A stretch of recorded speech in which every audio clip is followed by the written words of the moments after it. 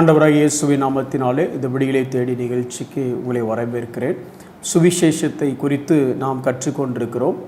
இன்றைக்கும் இயேசு எனக்காக ஏன் மரித்தார் என்கிறதை குறித்து நாம் தொடர்ந்து கற்றுக்கொள்ளப் போகிறோம். இயேசு ஏன் மரித்தார் என்றால், நான் அவருக்காக வாழக்கூடிய ஒரு வாழ்க்கை, இயேசுவை காண்பிக்கிற ஒரு வாழ்க்கையை நான் வாழ வேண்டும் என்பது ஒரு பிரதானமான காரியம் அப்படின்னு சொல்லி நம்ம கற்றுட்டு இருக்கிறோம். இதற்கு உதாரணமாக நம்ம பவுலை குறித்து பார்த்தோம். ஒருவேளை பவுல்கிட்ட போய், பவுல் நீங்கள் இப்படி இயேசுவுக்காக வாழ்கிறீங்களே, இயேசுவின் சாயலை உங்களிடத்தில் காண முடியுதே அப்படிங்கிறத குறித்து கேட்கும் பொழுது எப்படி நடக்குது இது, அல்லது இயேசுவை காண்பிக்கிறவர்களாக நான் வாழ வேண்டும், இதற்கு ஒரு ஆலோசனை சொல்லுங்க அப்படின்னு சொன்னால் பவுல் என்ன சொல்லியிருப்பார் என்று சொல்லி கற்பனையான ஒரு காரியம். என்ன சொல்லியிருப்பாரு? எனக்கு இயேசு ஆண்டவர் அப்படின்னு சொல்லியிருப்பாரு. நாமளும் சொல்லியிருப்போம், எனக்கும் இயேசு ஆண்டவர் தான், இதில் என்ன பெருசாக இருக்குது? இல்லைப்பா, எனக்கு இயேசு ஆண்டவர், அதனால தான் நான் இப்படிப்பட்ட வாழ்க்கையை வாழ்கிறேன். அதை தான் பவுல், நாங்களும் அதை தான் சொல்கிறோம், எங்களுக்கும் இயேசு தான் ஆண்டவர். அப்போ ரெண்டுக்கும் என்ன வித்தியாசம்? பவுலுக்கும் இயேசு தான் ஆண்டவர், ஆனால் பவுல் வாழ்ந்த வாழ்க்கை வேற மாதிரி இருக்குது. நமக்கும் இயேசு தான் ஆண்டவர், ஆனால் நாம் வாழ்கிற வாழ்க்கை வேற மாதிரி இருக்குது. சரி, இயேசுட்டே போய் கேட்போமே. யோவான் 13வது அதிகாரம் 13வது வசனம் இப்படி சொல்லுகிறது. எப்படி சொல்லுகிறது? நீங்கள் என்னை போதகர் என்றும் ஆண்டவர் என்றும் சொல்லுகிறீர்கள், நீங்கள் சொல்லுகிறது சரியே, நான் அவர்தான். இயேசுகிட்ட போயிட்டு நீங்கள் எங்களுக்கு ஆண்டவர் அப்படின்னு சொன்ன உடனேயே இயேசு சொல்கிறாரு, சரிதான், அப்படிதான், அதுதான் உண்மை. அப்போ என்ன அர்த்தம்? நான் இயேசுவை ஆண்டவராக பார்க்கணும் அப்படின்னா ஆண்டவருங்கிற வார்த்தைக்கு எனக்கு அர்த்தம் புரியணும். ஒரு சின்ன எக்ஸாம்பிள் சொல்கிறேன் பாருங்களேன். இப்போது போஸ்ட் பாக்ஸ் தெரியுமா அப்படின்னு போய் கேட்டோம் அப்படின்னா, இன்றைக்கி இருக்கிற மேபி ஸ்கூல் படிக்கிற பிள்ளைங்கிட்ட கேட்டோன்னா தெரியும், ஏன்னா புக்கில் படிச்சிருப்பாங்க போஸ்ட் பாக்ஸ். ஆனால் நான் அல்லது நம்ம இந்த தலைமுறை, இன்னைக்கு புதுசாக வந்திருக்கிற இந்த தலைமுறைக்கு இமெயில்னா என்னென்னு தெரியும், வாட்ஸ்அப்னா என்னென்னு தெரியும், ஃபேஸ்புக்னா என்னென்னு தெரியும், இன்ஸ்டாகிராம்னா என்னென்னு தெரியும். ஆனால் போஸ்ட் பாக்ஸ்னா லெட்டர் பாக்ஸ் தெரியுமா அப்படின்னா அதை பாடத்தில் படிச்சிருப்பாங்களே தவிர பழக்கப்படுத்தியிருப்பாங்களன்னா இல்லை. இப்போ அவங்கள்ட்ட கேட்டால் எனக்கு தெரியும், அதில் மேலே ஒரு ஹோல் இருக்கும், அது வழியாக தான் சில பேப்பர் மாதிரி தபால் எழுதி லெட்டரை எழுதி ஒட்டி அது உள்ள தான் போடுவாங்க. இவ்வளோ தான் எனக்கு தெரியும். அப்புறமா அதை எடுத்துகிட்டு போயிட்டு அந்தந்த போஸ்ட்மேன் அந்தந்த ஊருக்கு டெலிவரி பண்ணுவாங்க. இதுதான் போஸ்ட் பாக்ஸ் அப்படின்னு அந்த குழந்தைங்க சொல்லும். இப்போ அதே குழந்தைகள்கிட்ட போய் இன்னொரு கேள்வி கேளுங்க. இந்த போஸ்ட் பாக்ஸில் எப்போ போஸ்ட்டை எடுப்பாங்க அப்படிங்கிறத அதில் மென்ஷன் பண்ணியிருப்பாங்க. அது எங்கே இருக்குன்னு தெரியுமா உனக்கு அப்படின்னா அது தெரிஞ்சிருக்க வாய்ப்பு இல்லை. ஏன்னா அந்த போஸ்ட் பாக்ஸில் கீழே ஒரு கருப்பு கட்டத்தில் ஒரு வெள்ளை, அதாவது சாக் பீஸ்லேயோ இங்க்லேயோ எத்தனை மணிக்கு இந்த போஸ்ட்டை கலெக்ட் பண்ணுவாங்க அப்படிங்கிறத எழுதியிருப்பாங்க. அப்போது போஸ்ட் பாக்ஸ் அவங்களுக்கு தெரிஞ்சிருந்துச்சு, ஆனால் போஸ்ட் பாக்ஸ்ன்னு அவங்களுக்கு தெரியல. உங்களுக்கு புரியும்னு நினைக்கிறேன்.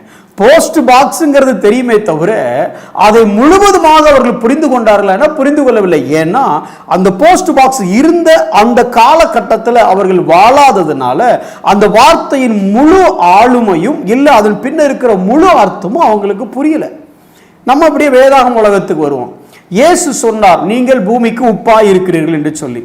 ஏன் ஒரு மிளகா பொடியா இருப்பீங்க, இல்ல வத்தல் தூளா இருப்பீங்க அப்படின்னு சொல்லாம ஏன் உப்பா இருக்கிறீங்கன்னு சொன்னார்? அப்போ உப்புன்னா என்னங்கிறத இயேசுவினுடைய காலகட்டத்துக்கு போய், வேதாகம காலகட்டத்துக்கு போய், வேதம் இந்த உப்பு என்கிறதை எப்படி சொல்லுகிறது, பலியில எப்படி உப்பு இருக்க வேண்டும், நிலத்தை சுத்திகரிக்கும் போது உப்பு எப்படி பயன்படுத்த வேண்டும், அந்த ஊர்ல உப்பு எப்படி இருந்துச்சு, அந்த உப்பு கடல் இருந்த, அல்லது இன்னும் சொல்ல போனா டெட் சீன்னு சொல்லக்கூடிய அந்த பின்னணி எல்லாம் நமக்கு தெரிஞ்சு இன்னும் இந்த உப்பை குறித்து நம்ம மிகச்சரியாக நம்ம அறிந்து கொள்ள முடியும், அந்த வசனத்தை வியாக்கியானம் பண்ண முடியும். இன்னும் சொல்ல போனோம்னா, சாலரி அப்படிங்கிற வார்த்தையே சால்ட் அப்படிங்கிற வார்த்தையிலிருந்து வந்ததுன்னு சொல்றாங்க. அன்றைக்கு இருந்த ரோம படை வீரர்களுக்கு சம்பளம் நிர்ணயம் செய்வது கூட எவ்வளவு உப்பு வாங்க முடியும் அவங்கள சம்பளத்தை வைத்து அப்படிங்கிற பேர்ல தான் நிர்ணயம் பண்றாங்க. அந்த அளவுக்கு புரிதலோடு அந்த வார்த்தையை பார்த்தோம் அப்படின்னு சொன்னா நமக்கு இன்னும் நல்லது தெளிவாக இருக்கும். அதே மாதிரி இங்கே இயேசு சொல்றாரு, நீங்கள் என்னை போதகர் என்றும் ஆண்டவர் என்றும் சொல்லுகிறீர்கள், சரிதான், நான் ஆண்டவர் தான் அப்படிங்கிறார். அப்போ நம்ம ஆண்டவர்ங்கிற வார்த்தையை எங்க போய் பார்க்கணும் அப்படின்னு சொன்னா, வேதாகம உலகத்துக்கு போய் அல்லது வேதத்துக்கு உள்ள இந்த ஆண்டவர்ங்கிற வார்த்தையை எப்படி பயன்படுத்தி இருக்கிறாங்கிறது தெரிஞ்சதுன்னா, இன்னைக்கு இயேசு எனக்கு உண்மையிலே ஆண்டவரா, பவுலுக்கு அவர் ஆண்டவரா இருந்தது போல எனக்கு அவர் ஆண்டவரா இருக்கிறாராங்கிறத குறித்த புரிதல் நமக்கு கிடைக்கும். முதல்ல அதுக்கு பயன்படுத்தியிருக்கிற அந்த கிரேக்க பதங்களை நான் கொஞ்சம் உங்களுக்கு விளக்குறேன் பாருங்களேன். நீங்கள் என்னை போதகர் என்றும் அப்படின்னு இருக்கு. இதை ESV அந்த மாதிரி வேதாகமத்தில் பார்க்கும் பொழுது டீச்சர் அண்ட் லார்ட், போதகர் ஆண்டவர், டீச்சர் அண்ட் லார்ட்னு மொழிபெயர்த்திருக்கிறாங்க. ஆனால் நீங்கள் கிங் ஜேம்ஸ் வெர்ஷன் போய் பார்த்தீங்க அப்படின்னா மாஸ்டர் அண்ட் லார்ட் அப்படிங்கிறாங்க. சரி, டீச்சரோ மாஸ்டரோ இப்படி இருக்கலாம். உங்கள் வீட்டில் இருக்க பிள்ளைங்க கிட்ட போயிட்டு இதை எடுத்து அங்கே வச்சிருமா, அல்லது நீங்கள் பேசிகிட்டு இருக்கும்போது ஏதாவது ஒரு காரியத்தை சொன்னீங்கன்னா அந்த பிள்ளைங்க அப்படி உங்களை பார்க்காமலே அப்படி கேட்டுட்டு சரி சரி செய்கிற அப்படின்னு சொல்லி போகும். ஆனால் அதே பிள்ளைங்க ஸ்கூலில் பிரின்சிபால் ஒரு காரியத்தை சொன்னார் அப்படின்னா செய்கிறேன் அப்படின்னு போகுமா? போகாது. பிரின்சிபால் சொன்னாருன்னா நின்று பிரின்சிபால் முகத்தை பார்த்து அவங்க கேட்குற கேள்விக்கு yes sir, okay sir, I will do it சார்னு சொல்லி அந்த மரியாதையோட அந்த பிரின்சிபல் முகத்தை பார்த்து சொல்லும். ஆனா அதே குழந்தை வீட்டில் உங்ககிட்ட அதே மாதிரி சொல்லுதான்னா சொல்லலை. அப்போ இங்க என்ன புரியுது? மாஸ்டர் அப்படிங்கிற வரும் பொழுது அல்லது அந்த டீச்சர் அப்படிங்கிற வரும் பொழுது எந்த மாதிரி ஒரு எதிர்பார்ப்பு அப்படின்னு சொன்னா, நம்ம பிள்ளைங்க அவங்களுடைய பிரின்சிபால்கிட்ட, அவங்களுடைய ஸ்கூல்ல இருக்கக்கூடிய ஹெட் மாஸ்டர்கிட்ட எப்படி ரியாக்ட் பண்றாங்க, அந்த ஒரு ரெவரன்ஸ், அந்த ஒரு ரெஸ்பெக்டை இங்க இந்த வார்த்தை குறிக்குது. இன்னும் சொல்ல போனா அதுக்கு பயன்படுத்தி இருக்கிற கிரேக்க பதம் டிடாஸ்கலோஸ் அப்படிங்கிற வார்த்தையை பயன்படுத்துறாங்க. அந்த பதத்தினுடைய மீனிங் என்னன்னா, an instructor அப்படின்னா இதை செய் அதை செய்யாத, அந்த இன்ஸ்ட்ரக்ட் பண்றவர், டாக்டர் அல்லது மாஸ்டர், அந்த சப்ஜெக்ட்ல பெரிய ஆளா இருக்கிறவர், அந்த சப்ஜெக்ட்ல அவர் ஒன்னு சொன்னார்னா அதுக்கு மறுப்பே பேச முடியாது, சொன்ன நம்ம அப்படியே கேட்கணும், அந்த ஸ்தானத்துல இருக்கிறவர். இன்னும் சொல்ல போனா நீ என்ன செய்யணுங்கிறத உனக்கு சொல்ற ஒரு டீச்சர், அதுதான் டிடாஸ்கலோஸ் அப்படிங்கிற வார்த்தை. ஆண்டவர் சொல்ற நான் உனக்கு அதுதான் அப்படிங்கிறாரு.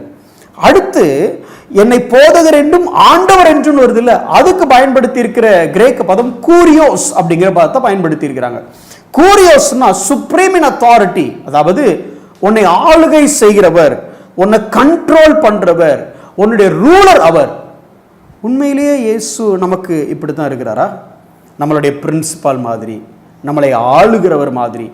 பவுல்கிட்ட எப்படி ஒன்னால கிறிஸ்துவுக்காக இப்படி ஒரு வாழ்க்கை வாழ முடிஞ்சதுன்னு சொன்னா பவுல் சொல்லுவாரு, இயேசு எனது ஆண்டவர்.